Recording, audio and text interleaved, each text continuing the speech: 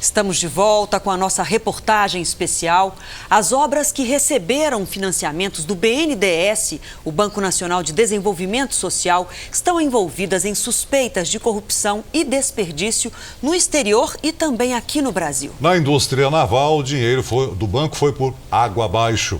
Há estaleiros e navios parados. Na construção do metrô do Rio de Janeiro, a suspeita é de superfaturamento.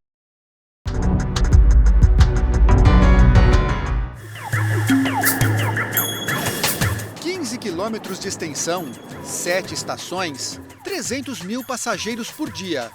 Uma obra que o carioca esperava há mais de 20 anos. A linha 4 do metrô do Rio, ligando Ipanema à Barra da Tijuca, deveria ser um orgulho para a cidade. Mas agora faz parte de um novo escândalo.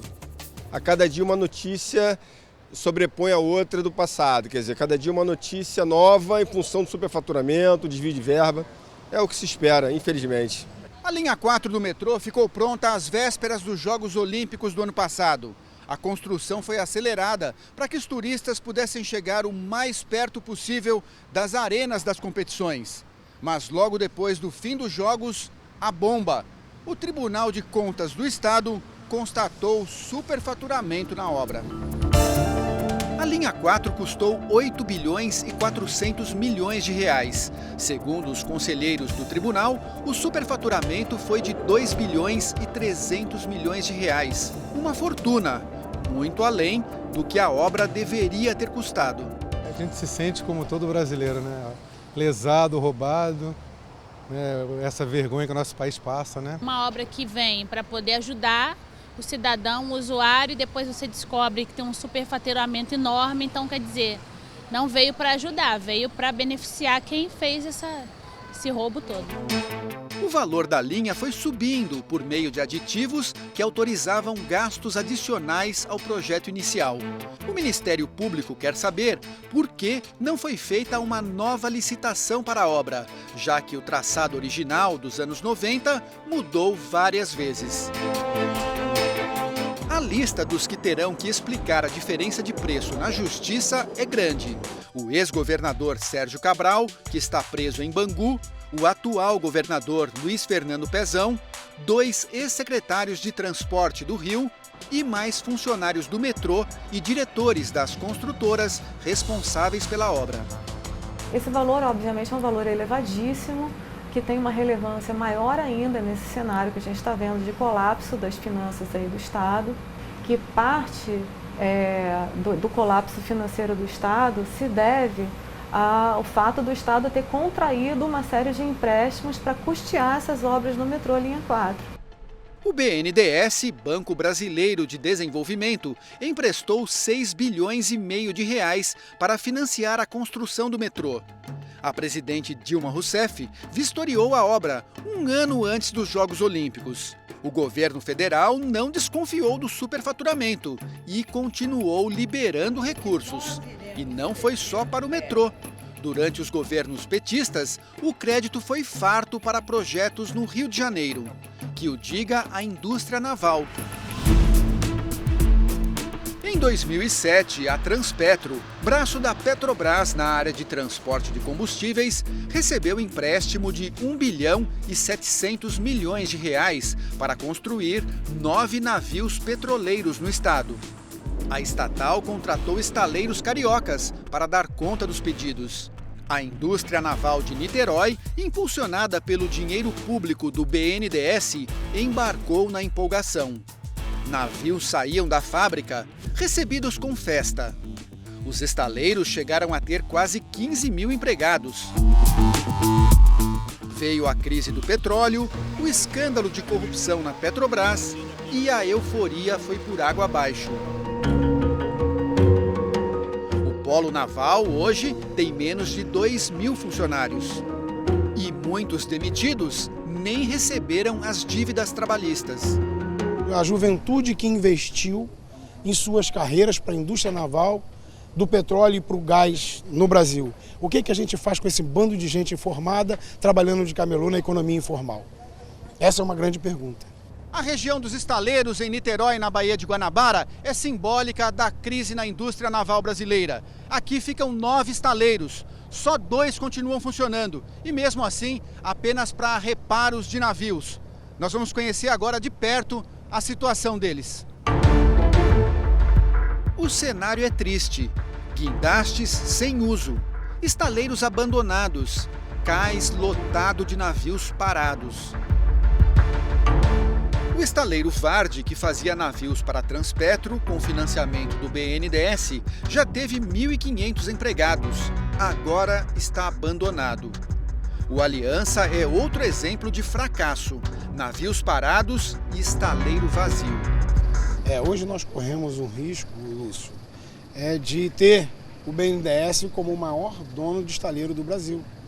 Porque ele financiou a maior parte das obras dos grandes estaleiros, os estaleiros que a gente precisava no Brasil que fossem construídos, né? Esses estaleiros estão lá, construídos e parados.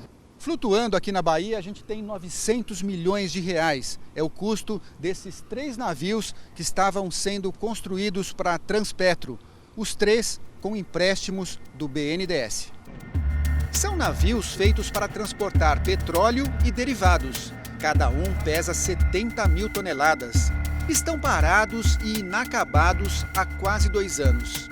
Todos nós sabemos que o equipamento eletrônico parado, principalmente na beira do mar, né, recebendo salinidade o tempo todo, eles vão oxidar. Eu estou vendo aqui em torno de R$1 bilhão, né, parado, apodrecendo, sem que se tome decisão alguma.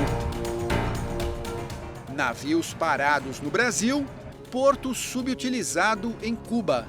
680 milhões de dólares, mais de 2 bilhões de reais. É o valor que o BNDES emprestou para a construção do porto de Mariel, a 40 quilômetros de Havana.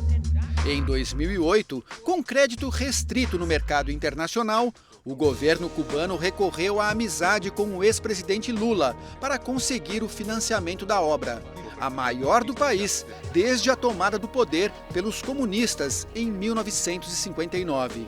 Em contexto de recursos escassos, acho que na linha de prioridade, financiar projetos domésticos deveria ser preferível a financiar projetos em outros países. Conseguido o empréstimo, o governo cubano escolheu para tocar a obra uma construtora bem conhecida dos brasileiros, a Odebrecht. Foi a ex-presidente Dilma Rousseff quem participou da festa de inauguração do porto. Em 2015, uma comissão parlamentar de inquérito decidiu investigar o BNDES. O então presidente do banco, Luciano Coutinho, deu explicações aos deputados.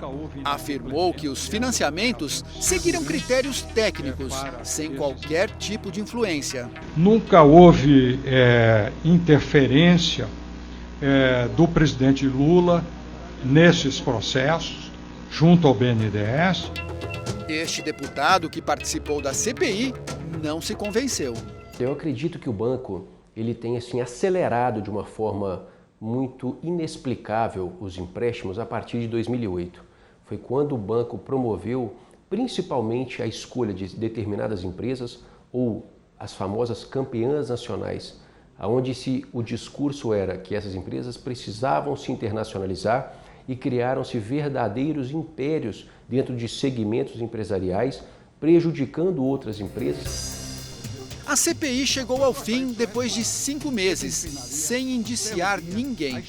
O deputado espera reabrir as investigações. Que se esclareça toda essa política de escolha, de privilégios, de relações, de tráfico de influência com o dinheiro público que foi aportado no BNDES. Mesmo sem admitir falhas nos financiamentos de obras no exterior, no ano passado, o BNDES passou a reavaliar os contratos e suspendeu temporariamente 25 operações em países da América Latina e da África.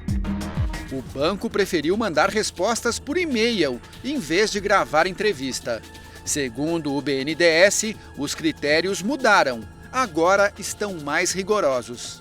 Incluem análises do andamento da obra, do nível de investimento de outros financiadores e do risco de crédito de cada país.